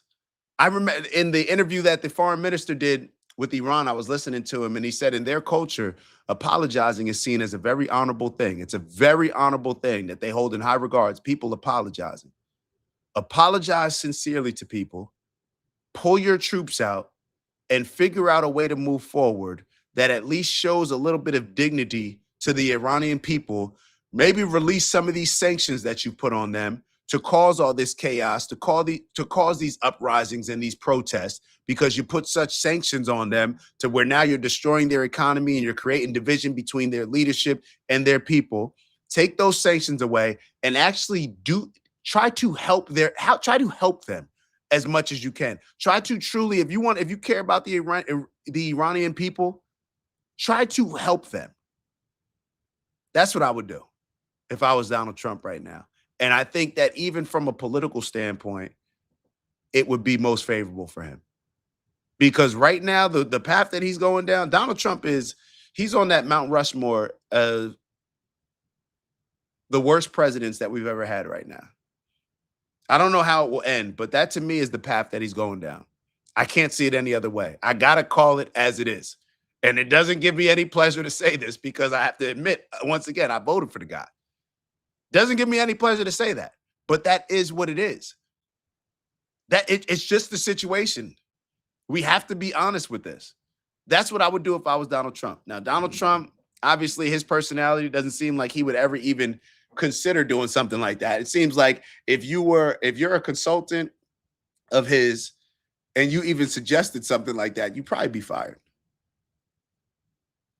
Still worth it. Still worth it. That's how I see it. That's how I see it. And Bubbles said, so it seems Joe Kent gave Trump an out with that letter. I agree. That's what I don't like about the letter, because he made it seem like, oh, Donald Trump just had the wrong information. Donald Trump didn't have the wrong information. You know how I know Donald Trump didn't have the wrong information? Because none of us watching, or most Americans, had the wrong information. And we had to be fed more propaganda than Donald Trump. Think about all the propaganda that we've been fed, and we still said, yeah, we don't want this war. This doesn't seem like it's for America. Now, we think that Donald Trump received more propaganda than us? Come on now. And even if it is, it's his job.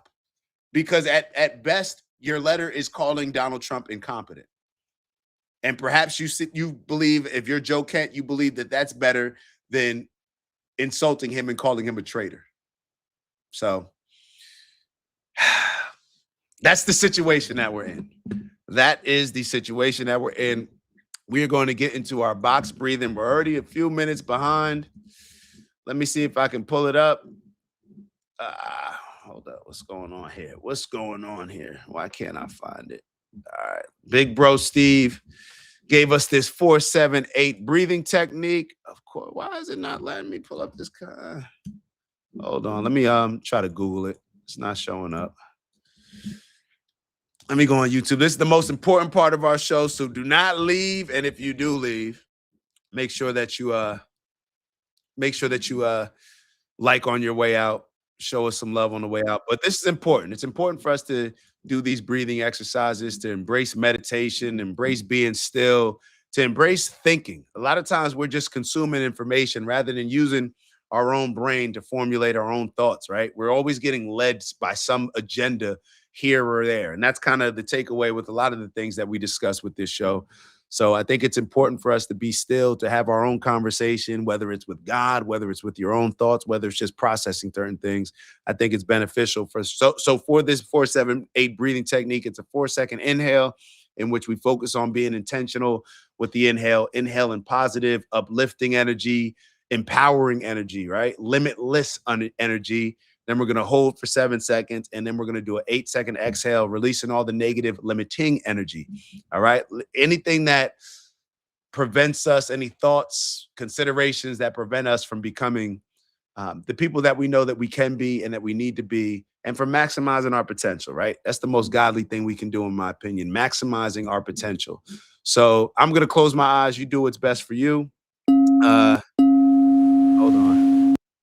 And you could either follow the yellow dot or you can follow the sound. I'm going to close my eyes, and this first sound that we're going to hear of this first bell is going to be the inhale. So, or sound bowl, I shouldn't say bell.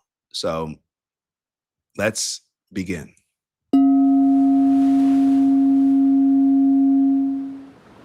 Hold this cycle 4 times.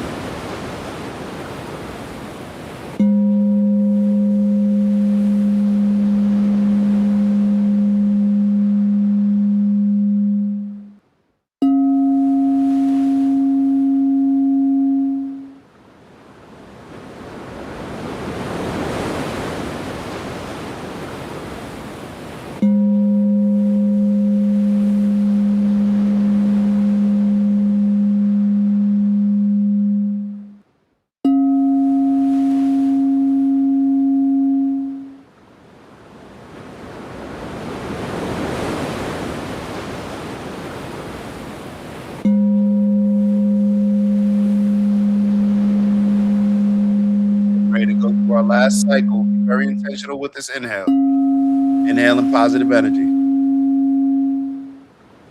You're gonna hold. And on this last release, get rid of the remaining bit of negative energy, anything holding you back. Get rid of it.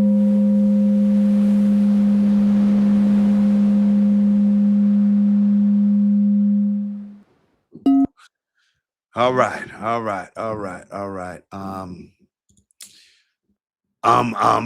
Y'all know what we come here to do. Elevate on purpose, both from an intentional standpoint, raising our standards to become the best leaders we can become, and like, not only the best leaders that we can become, but also the best followers, right? To become a good leader, you got to learn how to follow. You got to learn every single role. So that way, when it does come time to lead, we understand all the positions. All right. We have proper perspective on it. And there's going to be different situations in life that require us to play various roles. So let's embrace them all with 100% effort as we strive to maximize our potential.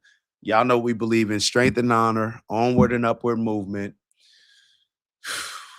And let's get to that bag. What's the bag? All the things that we're doing throughout the day, throughout the week, throughout the month, the things that we're focusing on, the energy that we consume, the energy that we give out, all of those things that are ultimately going to add up to what's going to be our impact on this world that we like to call our personal legend. So as we're striving for purposeful abundance, living in our purpose, we want to make sure that we're moving as efficiently as possible. All right. Let's maximize our time as best we can. It's a limited resource. And when I say maximizing your time, spend time with your family, spend time with your friends, your loved ones. Enjoy some of these March Madness games. I got to enjoy some of these games yesterday with my parents. That was cool. My mom is addicted to March Madness. My dad enjoys it. And we watched VCU. They upset North Carolina. Duke almost got upset. So I'm sure there's some brackets that are getting messed up, but that's what March Madness is all about. It's a good time. College basketball, it's you love it. You love to watch it. We were watching one of the games, kids crying at the end of the game. It's not just about crying, because of the game. It's crying, this is the end of something that, you've had, college, whether it's high school, college, it's the end of a road. And for a lot of guys, it's the last game that they'll ever play. And I tell you what, you will never get that type of camaraderie, that specific one. Hopefully you can get it in other areas of life, and hopefully we should get it in the area of life that matters the most with our family. But that is a very unique thing to be able to see people. So it's fun to watch. It's fun to watch people compete because we know the NBA, and they're not competing like that. College kids, they still have that love for the game, even though they got all this NIL money and all this transfer portal stuff. Well, now I'm rambling. All right, let's get up out of here. What's in your bag? What are the things that you're focusing on? The things that I focus on: peace, love, happiness, health, wealth, and of course, integrity in everything that we do. Got to have balance and a big sprinkle of perspective. And on that note, that's all I got for y'all. That's all I got for y'all. Shout out to Bubbles, showing love. Great show as always. Blessed day, everyone. Yes, group meditation time. iRock, appreciate you as always. And yeah, iRock and we were on the same page. We were RFK people. And iRock was telling me, even when I made that decision, I haven't even read your comment yet, but I'm gonna read it in a sec. Before, when I was like, you know what, I'm gonna go with RFK. He's going over to Trump. We're gonna go over there. It wasn't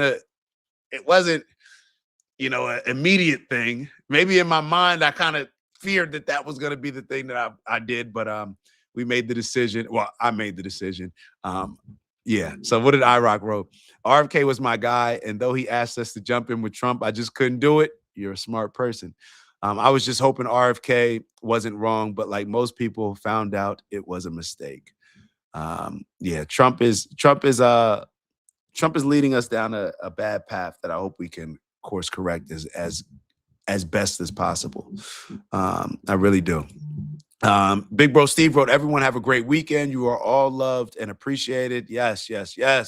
Got the hearts out there for Krista.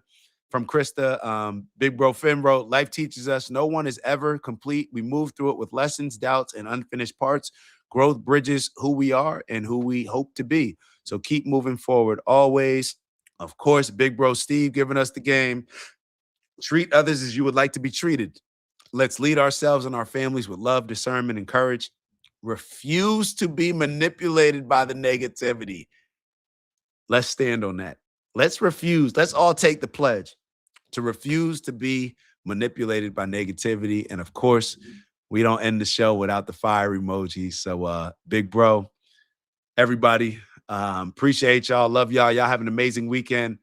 Y'all gonna see me over the weekend. I don't know whether it'll be live or not, but y'all gonna see me over the weekend. It'll probably be tapping in live at some point.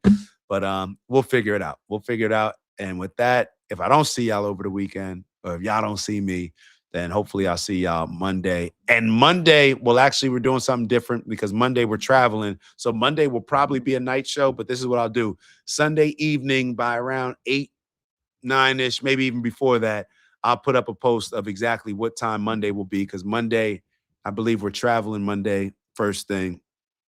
So we may have to push it back. But Big Bro Finn, as always, will make sure that we check in on the time with you to make sure that you could be in the building, because you are on England time. But with that, y'all get out of here. I'll see y'all soon. And Mama Lay said, yes, refuse. That's the energy that we're on. I'll see y'all when I see y'all.